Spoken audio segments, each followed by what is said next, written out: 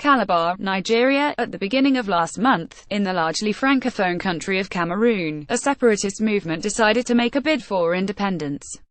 English-speaking Cameroonians in two western regions of the country close to English-speaking Nigeria took to the streets to proclaim the Republic of Ambazonia.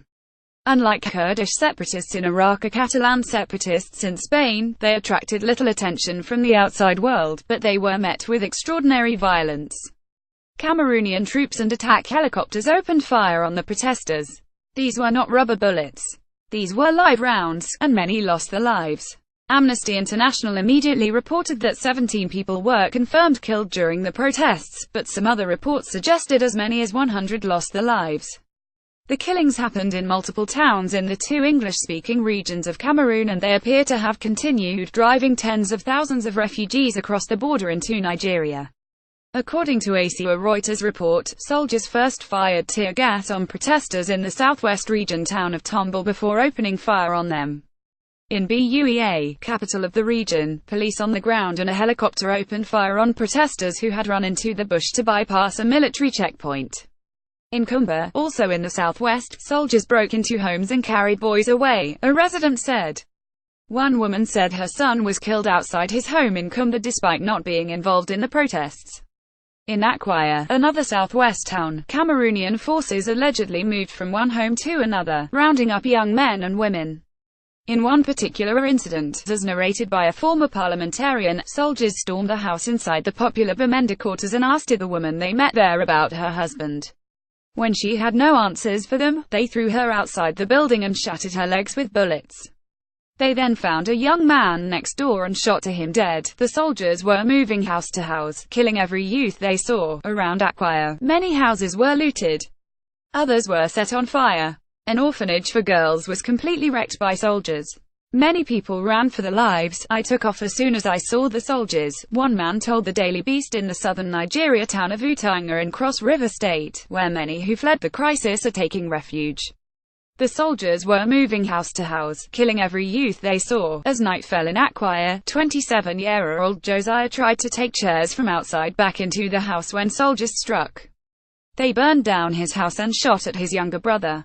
Josiah ran into the bush, where he spent 4 days before he was able to cross to Utanga in Nigeria. I was walking barefooted and kept hearing gunshots while I was moving, he told the Daily Beast. I think they were shooting at other people. While the unrest has gathered little international concern, leading voices in the troubled region are insisting that Anglophone Cameroonians continue to be killed. Bishops under the Bamenda Ecclesiastical Province, which covers English-speaking areas of Cameroon, said there is an indication of bloodbath and genocide that has skillfully been initiated in the northwest and southwest regions, while a former head of the Cameroon Bar Association said evidence shows clearly that there is genocide that is being committed in the two regions. Those allegations are hard to square with the known casualty counts so far, but they reflect, at a minimum, the growing sense of horror provoked by the violence, which has driven tens of thousands of people out of their homes and into Nigeria. The Cameroon government denies its forces have targeted civilians in Anglophone regions, and has rather condemned what it called unfounded allegations of genocide, which it said was propagated by secessionists and their relays to carry out their evil intentions to destabilize Cameroon. You are now subscribed to the Daily Digest and Cheat Sheet. We will not share your email with anyone for any reason. In the field, law enforcement units showcased a remarkable sense of duty and restraint in their operations, acting only in legitimate self-defense, Communication Minister Issa Bakari Chiroma said in a statement issued last month. It was this moderation in the retaliation of the law enforcement forces that helped to limit the loss of lives, even though the regular troops were constantly harassed by armed assailants. Cameroon is generally a troubled nation. In the far north region of the country, which is francophone, Boko Haram militants have been on a rampage. Attacks by the jihadist group have killed close to 200 people since April, 4 times more than in the preceding 5 months, according to Amnesty International. In the most recent terrorist attack that was carried out on October 31, a little girl about 10 years old slaughtered at least 5 of her schoolmates in the town of Zambia using bombs strapped around her waist. According to one reporter, they were tied with a bandana that had the design of an American flag. Her friends were playing when she ran straight in among them and detonated the explosives. It was the first reported Boko Haram suicide attack targeted at children in the Central African nation. That atrocity was particularly disturbing, but suicide bombings in the far north, a finger of Cameroon between Nigeria and Chad, no longer come as a surprise. Boko Haram militants have been active there for many years. But stories of torture, seizures, and the brutal killing of civilians by Cameroonian soldiers deployed to Anglophone regions have stunned many in the country. Mass burial graves have been discovered in various locations. Samuel Tita Wara, a reputable professor and member of Southern Cameroonian United Front SCACUF that is calling for independence from Cameroon, told The Guardian, a Nigerian newspaper. As the soldiers kill, they take away the corpses so that there are no concrete evidence. We are no longer slaves of Cameroon.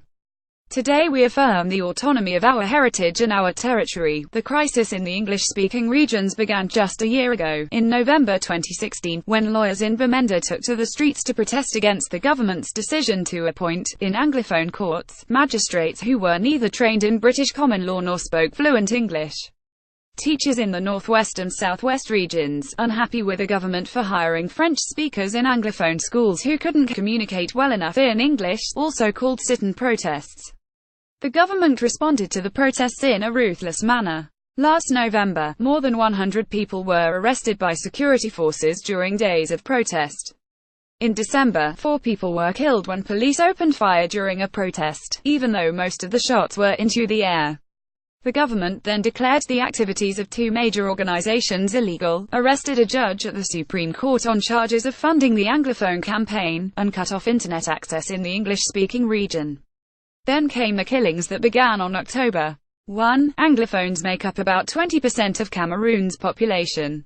The United Nations organized a referendum in February 1961 in which Anglophone Cameroonians, then under British rule, voted to rejoin Francophone Cameroon.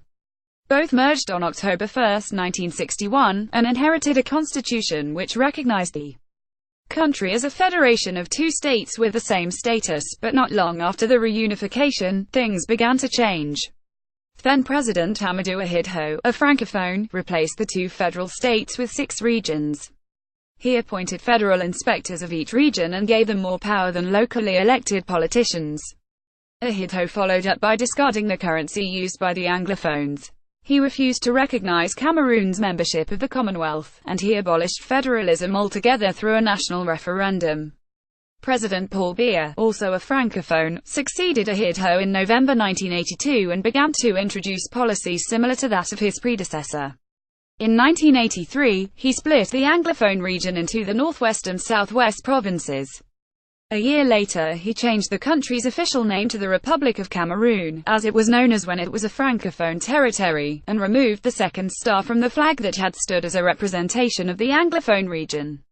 Politicians, activists, and advocates from the northwest and southwest from time to time spoke against the policies of the government as they affect English-speaking areas, but when the Biya administration, which is still in power, decided to appoint Francophone magistrates in Anglophone courts, the people thought they had had enough. We are no longer slaves of Cameroon, Sizikou Ayuk, leader of SCACUF, said as he declared Ambazonia an independent nation on October 1. Today we affirm the autonomy of our heritage and our territory. As the man who often describes himself as the president of Ambazonia was making those comments, thousands of people, who were scared of being killed or already had family members slaughtered or their homes destroyed by Cameroonian forces, began to move across the border into towns and villages in Nigeria's southern Cross River state, creating a huge refugee situation in the host communities. Close to 20,000 refugees have crossed to Cross River. John Inaku, head of the State Emergency Management Agency SEMA, which is caring for the refugees, told the Daily Beast. So many people are making it here on a daily basis, as the number of people crossing into Nigeria increases daily. With them come devastating stories of brutal killings. A woman said she was in the kitchen cooking when soldiers stormed her compound in Akwa and began to target the men. Some were killed. Others were seized from their families. The soldiers took my 2 sons away, she told the Daily Beast. I also haven't been able to find my husband since then. The United Nations Refugee Agency expects 40,000 refugees to cross into Nigeria, with 30,000 of them to come through Cross River. But the current situation is not what the state government is prepared for, and many of those who have fled Cameroon can't find food or shelter. We are struggling to cope with the influx of people, Inaku said. We are in need of help.